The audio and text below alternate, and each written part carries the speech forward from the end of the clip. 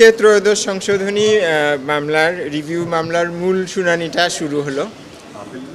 তো হ্যাঁ, রিভিউটা এখন একটা অ্যাপিলে কনভার্ট হয়েছে, যেহেতু আদালত এভাবেই শুনতে চেয়েছেন। রিভিউতে ওনারা লিভ দিয়েছেন, লিভ দেওয়ার পরে এটা একটা অ্যাপিলে কনভার্ট হয়েছে, হওয়ার পরে মূল শুনানিটা আজকে শুরু হলো। তো আমরা আজকে সহজভাবে বলতে গেলে আমরা আজকে আদালতকে যেটা বলেছি যে সাংবিধানিক বিষয় ব্যাখ্যা করার কিছু রীতিনীতি পদ্ধতি আছে। সানশাইন আটা ময়দা সুজি ভালোবাসায় তৈরি। এবং বিচারপতি খায়রুল হকের নেতৃত্বে যে রায়ের মাধ্যমে তত্ত্বাবধায়ক সরকার ব্যবস্থা বাতিল করা হয়েছিল, সেখানে ওনারা ওই রীতিনীতিগুলো প্রয়োগ করতে ভুল করেছেন। এবং এই প্রয়োগ করতে ভুল করা এবং সংবিধান ব্যাখ্যার ক্ষেত্রে ভুল করার জন্যে ওনারা ভুল সিদ্ধান্তে উপনীত হয়েছেন, এবং ভুল সিদ্ধান্তের ভিত্তিতে ওনারা ত্রয়োদশ সংশোধনী বাতিল করে দিয়েছেন। এবং আপনারা তো জানেন যে ত্রয়োদশ সংশোধনীর মাধ্যমে যেটা করা হয়েছিল যে নির্বাচনকালীন একটা নির্দলীয় নিরপেক্ষ তত্ত্বাবধায়ক সরকার ব্যবস্থা চালু করা হয়েছিল, যারা নির্বাচনকালীন সময়ে দায়িত্বে থাকবেন যাতে নিরপেক্ষ নির্বাচন অনুষ্ঠিত হয়। তো সহজভাবে যদি আমি খুব টেকনিক্যাল আইনি শব্দ ব্যবহার না করে বলতে চাই, তো তাহলে এটা বলা যায় যে বিচারপতি খায়রুল হকের নেতৃত্বাধীন বেঞ্চের সংখ্যাগরিষ্ঠ বিচারকেরা মনে করেছেন যে নির্দলীয় সরকার ব্যবস্থা গণতন্ত্রের পরিপন্থী, কারণ এনারা অনির্বাচিত। এবং ওনারা এরকম বলেছেন যে অনির্বাচিত ব্যক্তি 30 দিন ক্ষমতায় থাকলে দেশের গণতান্ত্রিক চরিত্র নষ্ট হয়ে যায়। এবং ওনাদের একটা ধারণা ছিল, বা ওনারা যেটা বোঝানোর চেষ্টা করেছিলেন, যে দেশের ক্ষমতায় একদিনও অনির্বাচিত ব্যক্তি থাকতে পারবেন না। কিন্তু এই যে ব্যাখ্যা ওনারা সংবিধানের দিলেন, এর ফলাফল কি হলো? এর ফলাফল যেটা হলো যে আমরা 10 বছরের উপরে সময় অনির্বাচিত সরকার দ্বারা পরিচালিত হয়েছি। কারণ তত্ত্বাবধায়ক ব্যবস্থা বাতিল হওয়ার পরে 11-12 সালে, এরপরে 14 সাল থেকে বা 18 সালে যে নির্বাচনগুলো হয়েছে, দেশের সব জনগণ জানে যে এগুলো কোনো নির্বাচনই হয়নি। এগুলো সম্পূর্ণ একতরফা একটা সিলেকশন হয়েছে, কোনো নির্বাচন হয়নি। কাজেই 30 দিন অনির্বাচিত ব্যক্তি ক্ষমতায় থাকতে পারবে না বলার ফল দাঁড়িয়েছে যে 10 বছর অনির্বাচিত লোকেরা ক্ষমতায় ছিল। তো আমরা যেটা বলেছি যে এটা তো একটা ব্যবহারিক দিক, আপনারা দেখছেন, প্রত্যক্ষ করেছেন, কিন্তু আইনগতভাবেও ওনারা এই সিদ্ধান্তে যে এসছেন কারণ ওনারা আইনটা ব্যাখ্যা করতে ভুল করেছেন। কারণ সংবিধান ব্যাখ্যা করতে হলে আপনার দেশের রাজনৈতিক বাস্তবতা, আপনি যেই ব্যাখ্যাটা করছেন এটার ফলাফল কি দাঁড়াবে, এগুলো আপনার বিবেচনায় নিতে হয়। এই যে ত্রয়োদশ সংশোধনী, তো আমরা সবাই জানি যে একটা বৃহত্তর রাজনৈতিক ঐক্যমতের ভিত্তিতে এটা গৃহীত হয়েছিল। 96 সালে যখন তত্ত্বাবধায়ক সরকার ব্যবস্থা সংবিধানে সংযুক্ত করা হয়, তখন এটা প্রধানত আওয়ামী লীগের দাবি ছিল, বিএনপি যেটা মেনে নিয়েছিল, অন্য রাজনৈতিক দলগুলো মেনে নিয়েছিল। এবং সব রাজনৈতিক দলের দাবির পরিপ্রেক্ষিতে, এবং শুধু রাজনৈতিক দল না, জনগণ এবং সিভিল সোসাইটি এবং যারা ওয়াকেফাল জনগোষ্ঠী, যারা পড়াশোনা করেন, পত্রিকা দেখেন, খবরাখবর রাখেন, সবারই দাবি ছিল যে নিরপেক্ষ একটা নির্বাচন ব্যবস্থা বাংলাদেশে চালু করতে হবে। তো এই যে তত্ত্বাবধায়ক ব্যবস্থা চালু করার যে ইতিহাস, সেটাও কিন্তু আপনি সংবিধান ব্যাখ্যার ক্ষেত্রে একটা প্রয়োজনীয় উপাদান।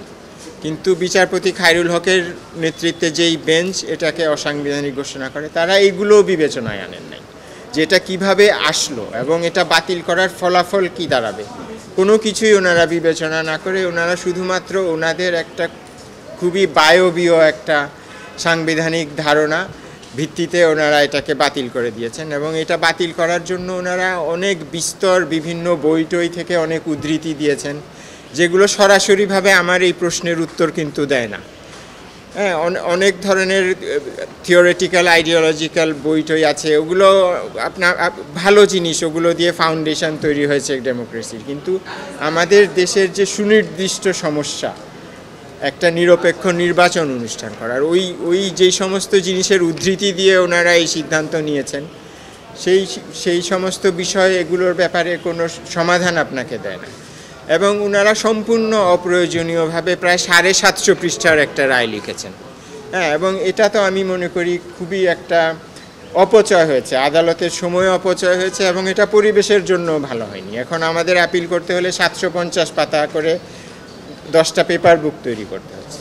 কাজে এই জাজমেন্টটা আইনগতভাবে দুর্বল, এটার কাঠামোগতভাবে দুর্বল, এবং এটা আমি একবার এক জায়গায় বলেছিলাম যে ত্রয়োদশ সংশোধনী রায় হচ্ছে একটা রায় কিভাবে না লিখতে হয় তার একটা প্রকৃষ্ট উদাহরণ। এবং এটা শুনানি আজকে শুরু হয়েছে। আমরা আমাদের অনেকগুলো বক্তব্য পেশ করেছি আজকে, এবং আমরা আশা করছি হয়তো কালকে আমাদের পক্ষের শুনানি আমরা শেষ করতে পারবো, তারপরে আরও অন্য অন্য পক্ষ আছে তারা বলবে। এই বিষয়টা হলো যে বিচারপতি খায়রুল হক এবং তার সাথে যারা একমত পোষণ করেছেন 4 জন, আরও 3 জন, মোট 4 জন বিচারপতি, তারা আমি যেমনটা বলছিলাম যে ওনাদের এই তত্ত্বাবধায়ক ব্যবস্থার ব্যাপারে একটা প্রধান ওনাদের অবজেকশন ছিল যে এখানে অনির্বাচিত ব্যক্তিরা ক্ষমতায় থাকেন। তো এই যুক্তিটা আবার যারা মাইনরিটি জাজ ছিলেন, জাস্টিস সোহাব মিয়া, জাস্টিস ইমান আলী, ওনারা খণ্ডন করেছেন। ওনারা খণ্ডন করতে গিয়ে বলেছেন যে আমাদের দেশে তত্ত্বাবধায়ক ছাড়াও অনির্বাচিত ব্যক্তিরা ক্ষমতায় থাকেন, যেমন টেকনোক্র্যাট মন্ত্রীরা ক্ষমতায় থাকেন। এবং সেই প্রসঙ্গে মাননীয় প্রধান বিচারপতি আরেকটা খুবই উল্লেখযোগ্য উদাহরণ দিয়েছেন, সেটা হলো আমরা গত 10 বছরে দেখেছি যে অনেক অনির্বাচিত ব্যক্তি মন্ত্রীর পদমর্যাদায় উপদেষ্টা হিসাবে ছিলেন প্রধানমন্ত্রীর, এবং অনেক ক্ষেত্রেই উপদেষ্টাদের ক্ষমতা নির্বাচিত মন্ত্রীদের চেয়েও বেশি ছিল। কাজে আমরা তো অনির্বাচিত ব্যক্তিকে দেশ পরিচালনার ক্ষেত্রে মেনে নিচ্ছি। যেহেতু আমরা মেনে নিচ্ছি, জনগণ যদি নির্বাচনের 90 দিনের জন্য মেনে নিতে চায় তাহলে তো এটা আদালতের বলা উচিত না যে এটা জনগণ করতে পারে না। জনগণের ইচ্ছাই সর্বোচ্চ। কাজেই জনগণ যদি ইচ্ছা করে যে তারা 90 দিনের জন্য অনির্বাচিত ব্যক্তিদের দ্বারা শাসিত হবে, যাতে করে একটা দেশে সুষ্ঠু নির্বাচন হয়, সেই জিনিসটা তো আদালত বাতিল করতে পারে না। যেহেতু আদালত, এই পুরো সংশোধনীটা এসছে জনগণের একটা বৃহৎ ঐক্যমতের ভিত্তিতে। এটা বলতে চেয়েছি যে ওনারা সব ক্ষেত্রে ভুল করেছেন এই জাজমেন্ট করতে। ওনারা সংবিধান আইন ব্যাখ্যা করার নিয়ম নীতি প্রয়োগ করতে ভুল করেছেন। ওনারা দেশের বাস্তবতা বিবেচনায় নেননি।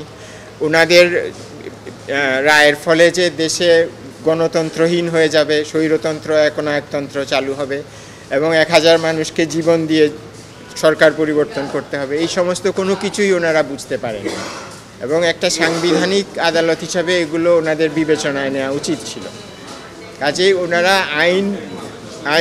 আইন বুঝতেও ভুল করেছেন, আইন প্রয়োগ করতেও ভুল করেছেন এই জাজমেন্টের ক্ষেত্রে। কাজেই এটা সম্পূর্ণভাবে একটা ভুল জাজমেন্ট।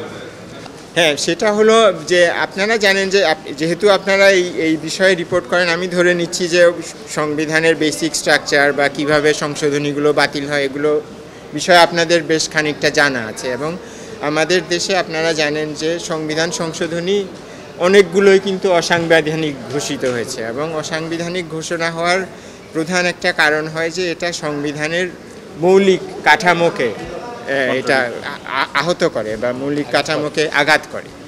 সেই কারণে সংশোধনীগুলো অসাংবিধানিক ঘোষণা করা হয়। এবং এই মৌলিক কাঠামো কোন কোন বিষয়গুলো সংবিধানের মৌলিক কাঠামো, এটা আপিল বিভাগ তার বিভিন্ন রায়ে উল্লেখ করেছে। এবং এর মধ্যে আছে গণতন্ত্র, বিচার বিভাগের স্বাধীনতা, জনগণের সার্বভৌমত্ব, মৌলিক অধিকার, এগুলো এবং আরও কিছু, এগুলো সব কিছুকে সংবিধানের মৌলিক বিষয় বলা হয়। এবং আমি যেটা বলতে চেয়েছি যে দেশে যদি গণতন্ত্র না থাকে তাহলে আপনার মানুষের মানবাধিকারও রক্ষিত হবে না। যেটা আমাদের দেশে কিন্তু যে এত মানবাধিকার লঙ্ঘন হয়েছে, গুম হয়েছে, আপনি যেটা প্রশ্ন করছিলেন, হ্যাঁ, মানুষকে এক্সট্রা জুডিশিয়াল কিলিংয়ের শিকার হয়েছে, এগুলো কিন্তু গণতন্ত্র না থাকার কারণে, জবাবদিহিতা না থাকার কারণে হয়েছে। গণতন্ত্র থাকলে এই জিনিসগুলো হতে পারতো না, কারণ 5 বছর পর তাকে জনগণের প্রকৃত রায়ের জন্য যেতে হতো। কাজেই সে গুম করলে তো সে বুঝতে পারতো সে রায় পাবে না। যেহেতু তার জনগণের রায় প্রয়োজন নেই, কাজেই সে যা খুশি তাই করতে পেরেছে, গুম করতে পেরেছে, মানুষকে খুন করতে পেরেছে। সেই কারণে গণতন্ত্র না থাকলে মানবাধিকারও রক্ষিত হয় না, বিচার বিভাগের স্বাধীনতাও রক্ষিত হয় না। এবং আমাদের দেশে বিচার বিভাগও কিন্তু স্বাধীন ছিল না, যার ফলে 5 আগস্টের পরে কিন্তু আমাদের প্রধান বিচারপতি তার সবচেয়ে সিনিয়র বিচারপতিদেরকে নিয়ে আশ্রয় নিতে বাধ্য হয়েছেন, তাই না? এইগুলো তো দেশে গণতন্ত্র না থাকার ফল।